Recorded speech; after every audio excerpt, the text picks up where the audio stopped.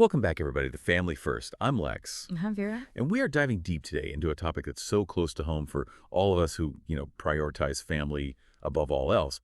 We're talking about boosting fertility through diet. Hmm. We found this really interesting article from parents.com called "What's the Best Fertility Diet When Trying to Get Pregnant?" Hmm. And we're so excited to break it down with you all today. I think, for those of us who are really, putting family first, this is way more than just healthy eating tips. It's really about giving ourselves the best possible chance to start or grow our families. And on that note, make sure to hit that follow button and share this episode with anyone who you think this could help, on their journey. So let's dive in. Right from the start, this article kind of blew my mind. It's not just about what you eat during pregnancy, but prepping your body beforehand with a pregnancy-ready diet. It is kind of fascinating, right? Like you're setting the stage for a healthy pregnancy by giving your body all the nutrients it needs to thrive right from the get-go. Okay, yeah, that makes total sense. But what does that actually look like? In terms of the food choices, where do we even begin? Well, the article breaks it down into a few key food groups to really focus on. And I think let's start with one that we all know is good for us: fruits and vegetables. I can already hear the collective groan of all the picky eaters out there. But come on, we know they're good for us. Right, but it's even more specific than that when we're talking about fertility. For example, watermelon and asparagus. They're packed with this thing called glutathione, and that actually plays a role in egg quality. Okay, wait, hold on. Glutathione. Remind me why that's important again. Yeah, so think of it as a powerful antioxidant. It helps protect your eggs from damage. And speaking of egg quality, kale is another winner. It's super involved in estrogen metabolism, which, is really important for hormonal balance. Okay, so we're talking about prepping our bodies on a cellular level here, not just, eating our greens because mom told us to. Mm. Now, the article also talks a lot about healthy fats. I know some people might be a little hesitant about that. Right. There's this big misconception that all fat is bad, but that's just not true. Moderate intake of plant-based fats, things like avocados, nuts, and olive oil, it's actually super crucial for reducing inflammation, and studies have shown that lower inflammation is linked to, improved fertility. So it's not about avoiding fat altogether. It's about choosing the right fats. Exactly. And here's where it gets really interesting. Some research suggests that monounsaturated fats, those are the ones found in things like avocados and olive oil, they might actually increase IVF success rates. Whoa. Okay, now that is a fact I'm going to remember. Avocado toast for the win, everybody. Yeah. All right, let's move on to carbs. I think we all know there's a difference between those refined carbs and the good stuff. Oh, absolutely. Refined carbs, like white bread and sugary drinks, they can lead to those, dreaded blood sugar spikes and insulin resistance. Okay, insulin resistance. Can you break that down for us a little bit? Yeah, it's basically when your body's cells don't respond to insulin as well as they should, making it harder to regulate your blood sugar. And this can, negatively impact ovulation. Oh, okay. So it's our cells are just ignoring the signals to process sugar effectively. That's a great way to put it. And on the other hand, complex carbs, things like whole grains, fruits, vegetables, they're digested way more slowly, and they have a much gentler impact on your blood sugar.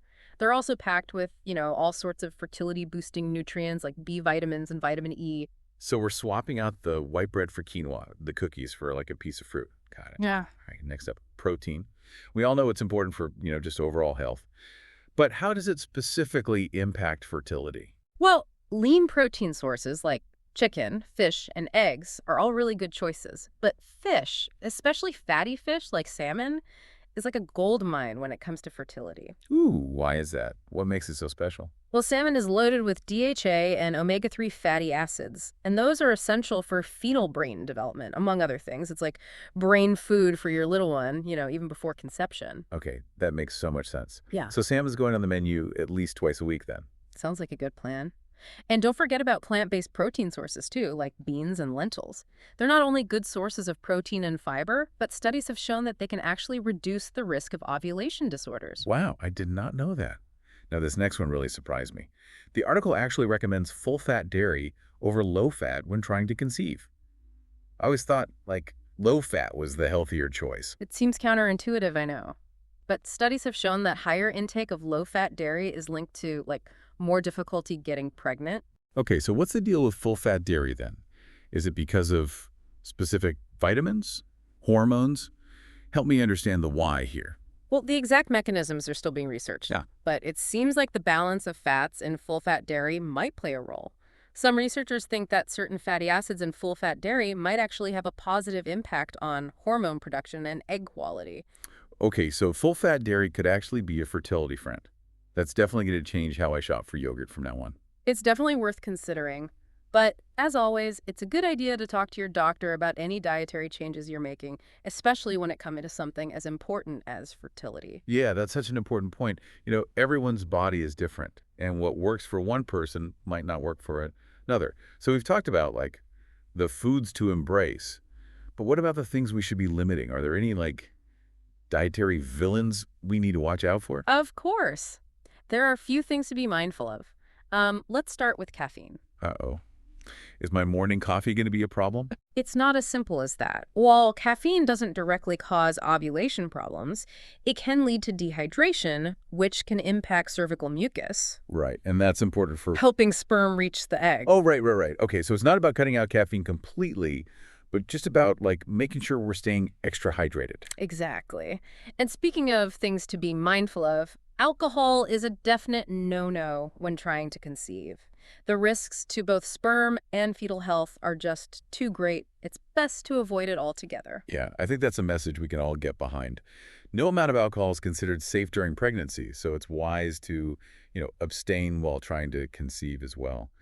What about, like, sugary drinks and processed sweeteners? Are those on the naughty list too? They're definitely something to watch out for. Excess sugar can really disrupt blood sugar and hormonal balance, especially for those with conditions like PCOS, that's polycystic ovary syndrome.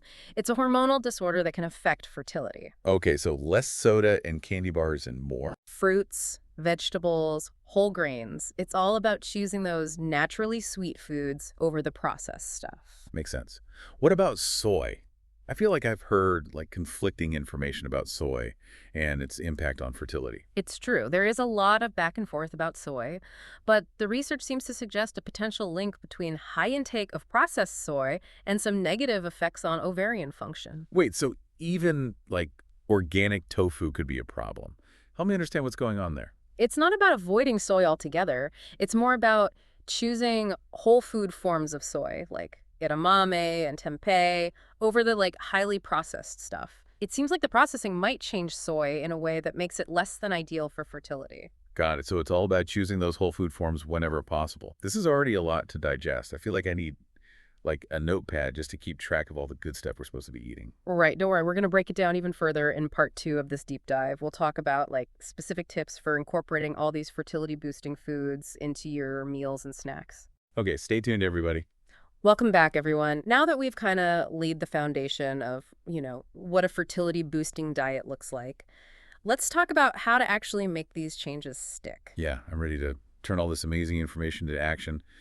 What are some, like, practical steps we can take? Well, the article really emphasizes this idea of eating as if you were already pregnant. It's like a mindset shift that can really help you prioritize those healthy choices. So it's about embracing those good habits early on, even before we see that positive pregnancy test. Exactly. And one of the simplest ways to start is by just gradually incorporating more whole foods into your diet. And the article mentions the Mediterranean diet as a great model for this, Right. right? The Mediterranean diet is a fantastic example. It's rich in fruits, vegetables, whole grains, and those healthy fats we talked about. It's delicious, sustainable, and it really aligns beautifully with a fertility-focused way of eating.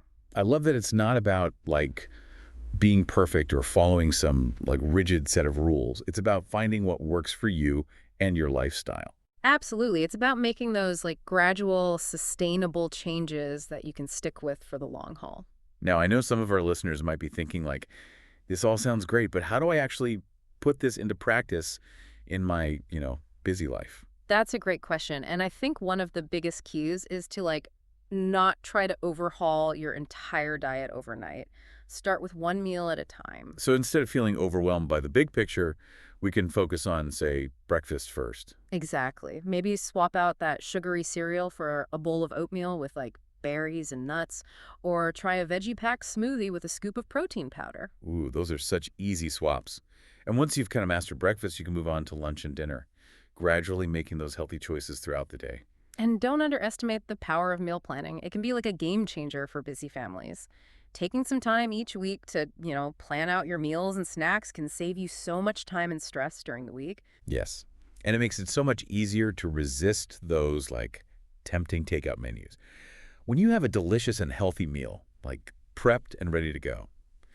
Now let's talk about monitoring progress. How can couples like track their dietary improvements and see if those changes are actually making a difference? Well, one simple but really effective method is to keep a food journal. So we're talking about actually writing down everything we eat. Exactly. It doesn't have to be anything fancy, just a notebook where you jot down, your meals and snacks throughout the day. It's about becoming more mindful of our eating patterns and identifying any areas where we might need to make some tweaks. Precisely. By tracking your food intake, you can start to see where those healthy swaps might be beneficial. Like, for example, if you realize you're not getting enough of those, like, fertility-boosting veggies, you can make a conscious effort to add them to more meals and snacks. And remember, progress isn't always linear. There will be days when you're like perfectly on track and days when maybe enjoy a few extra cookies. It's all about being kind to yourself and focusing on the long-term goals. Self-compassion is so key, especially on a journey like this, which can be, so emotionally charged. Another way to monitor progress is to just tune into how you feel. Are you feeling more energized? Are you sleeping better? Are you experiencing fewer cravings? These are all like positive signs that your body is responding well to the changes you're making. It's about paying attention to those, like, subtle shifts in our overall well-being. Exactly. And of course, it's always a good idea to, consult with your doctor or a registered dietitian for personalized guidance. They can help you create a tailored plan that, like, meets your individual needs and goals. Now, let's dive into some specific tips for incorporating those fertility-boosting foods we discussed earlier. Sounds good. Let's start with fruits and vegetables. Aim for at least 5 servings a day and try to get a variety of colors. Think like a rainbow on your plate. Exactly. And remember that glutathione we talked about, which is so important for egg quality. Watermelon and asparagus are great sources of that. So maybe some watermelon in your morning smoothie or some grilled asparagus as a side dish. Perfect examples. Now, what about healthy fats? How can we incorporate those in a balanced way? Well, we all know avocados are having a moment right now, and they're a fantastic source of those monounsaturated fats. That may increase IVF success rates. Avocado toast, guacamole, salads, smoothies. The possibilities are endless. And nuts and seeds are another easy way to sneak in some healthy fats and protein. Yeah, a handful of almonds, walnuts, or pumpkin seeds. They can be a really satisfying and nutrient-packed snack. Now, for those of us who love carbs, myself included, what are some, like, practical tips for choosing those complex carbs over the refined ones? One simple swap is to choose brown rice over white rice. It has way more fiber and nutrients. And quinoa is another fantastic option. It's a complete protein and a good source of iron. You can use it in salads, soups, or as a side dish instead of pasta or rice. Great ideas. And let's not forget about those lean protein sources like chicken and fish. Right. We talked about how salmon is like a superstar when it comes to fertility. Yeah. Because of all that DHA and omega-3s. Aim for at least 2 servings of fatty fish per week. And if you're not a big fan of fish, you can also get omega-3s from plant-based sources, like flax seeds and chia seeds. Sprinkle them on your yogurt, add them to your smoothies, or even bake them into muffins. Now, let's talk about dairy. We discussed the benefits of full-fat dairy, but it's important to choose organic options whenever possible. Wait, why is organic dairy so important? Well, organic dairy is free from hormones and antibiotics, which can potentially disrupt hormonal balance. So look for organic full-fat yogurt, milk, and cheese. And if you're looking for a plant-based alternative, unsweetened almond milk or coconut yogurt can be good options. Okay, that's a lot of information. I feel like we've covered so much ground already. We have. And in the final part of this deep dive, we're going to talk about some additional tips for, like, maximizing your fertility through diet. Stay tuned. Welcome back to the final part of our deep dive into boosting fertility through diet. I feel like we've already learned so much about how to, like, nourish our bodies for, optimal fertility. We have, but there's always more to explore, and I'm excited to share some additional tips and insights from the article. Okay, let's dig in. I remember you mentioning earlier that, like, even healthy foods can be problematic in excess. That's right. It's all about balance and moderation, even when it comes to the good stuff. Yeah, the article gave the example of homegrown tomatoes, Mm. like potentially having too much of something from the soil. And it made me think, like, how can we possibly know everything that's in our food? It's true, we can't always control every single variable, but that's why the article stresses the importance of dietary variety. So it's not just about eating the right things, but like about mixing things up and getting a wide range of nutrients.